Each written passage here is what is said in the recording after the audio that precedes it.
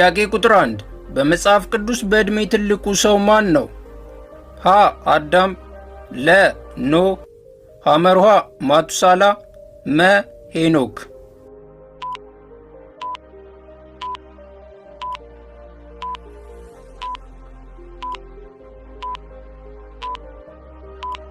ትክክለኛው መልስ ሐመርሃ ማቱሳላ የሚለው ነው። ዘፍጥረት 5:27 ማቱሳላም የኖረበት ዘመን ሁሉ 969 ዓመት ሆነ፣ ሞተም።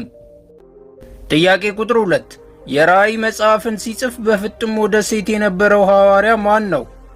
ሀ ጳውሎስ፣ ለ ዮሐንስ፣ ሐመርሃ ጴጥሮስ፣ መ ያዕቆብ።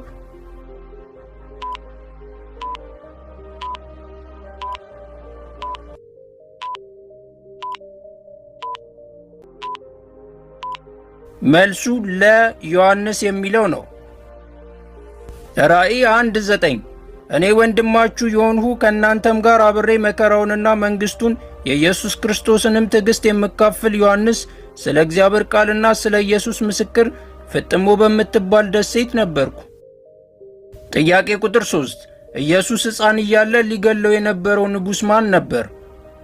ሀ ሄሮድስ፣ ለ ሳኦል፣ ሐመርሃ አርኬልዮስ፣ መ አውግስጦስ ቄሳር።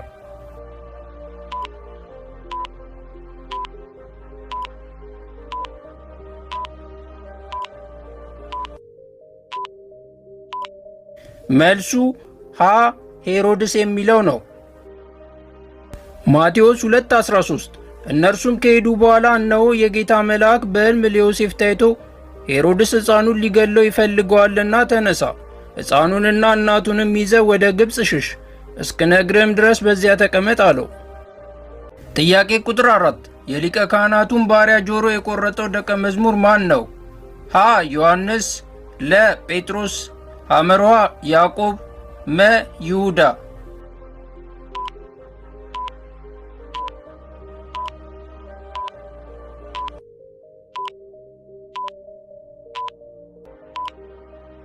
ትክክለኛው መልስ ለጴጥሮስ የሚለው ነው። ዮሐንስ 18:10 ስምዖን ጴጥሮስም ሰይፍ ስለነበረው መዘዘው፣ የሊቀ ካህናቱንም ባሪያ መጥቶ ቀኝ ጆሮውን ቆረጠ፣ የባሪያውም ስም ማልኮስ ነበር። ጥያቄ ቁጥር 5 የንጉሡን ትእዛዝ ተላልፎ ጸሎቱን በመቀጠሉ የአንበሶች ጉድጓድ የተጣለው ማን ነበር? ሀ ሲድራቅ፣ ለ ሚሳቅ፣ ሐመርሃ አብድናጎ፣ መ ዳንኤል።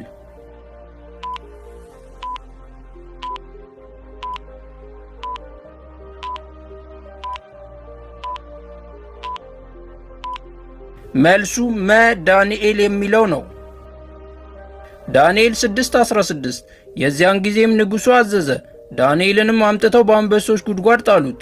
ንጉሡም ተናገረ፣ ዳንኤልንም ሁልጊዜ የምታመልከው አምላክ እርሱ ያድና አለው።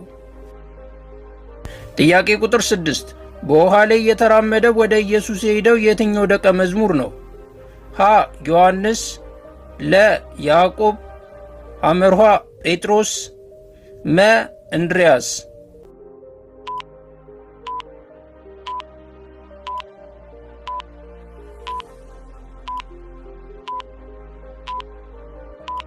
ትክክለኛው መልስ ሐመርሃ ጴጥሮስ የሚለው ነው። ማቴዎስ 14:29 እርሱም ና አለው። ጴጥሮስም ከታንኳይቱ ወርዶ ወደ ኢየሱስ ሊደርስ በውሃው ላይ ሄደ። ጥያቄ ቁጥር 7 የዳዊት የልብ ጓደኛ ማን ነው? ሀ ዮናታን፣ ለ አቤሴሎም፣ ሐመርሃ ኢዮአብ፣ መ ናታን።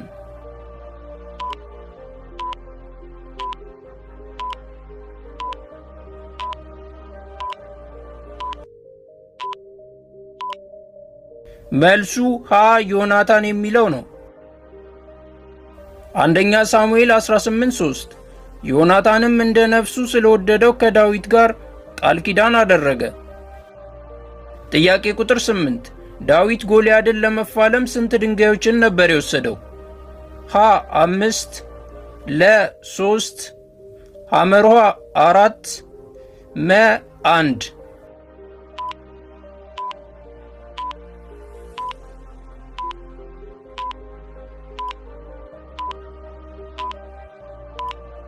መልሱ ሀ 5 ድንጋዮች ነበር። አንደኛ ሳሙኤል 17:40 ዳዊትም አወለቀ፣ በትሩንም በእጁ ወሰደ፣ ከወንዝም 5 ድቡልቡል ድንጋዮችን መረጠ፣ በረኛ ኮረጆውም በኪሱ ከተታቸው፣ ወንጭፍም በእጁ ነበር፣ ወደ ፍልስጤማዊውም ቀረበ። ጥያቄ ቁጥር 9 ንጉሥ አክዓብንና ኤልዛቤልን የተፋለመው ነቢይ ማን ነው? ሀ ኤልያስ፣ ለ ኤልሳዕ፣ ሐመርሃ ኢሳይያስ፣ መ ኤርምያስ።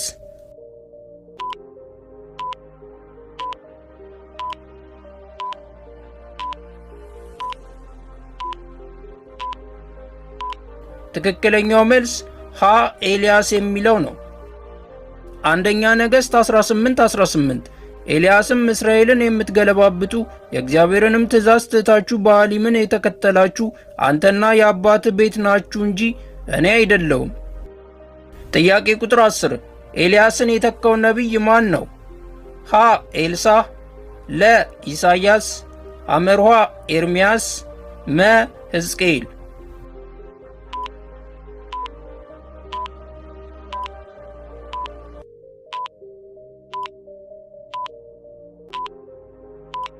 ትክክለኛው መልስ ሀ ኤልሳዕ የሚለው ነው።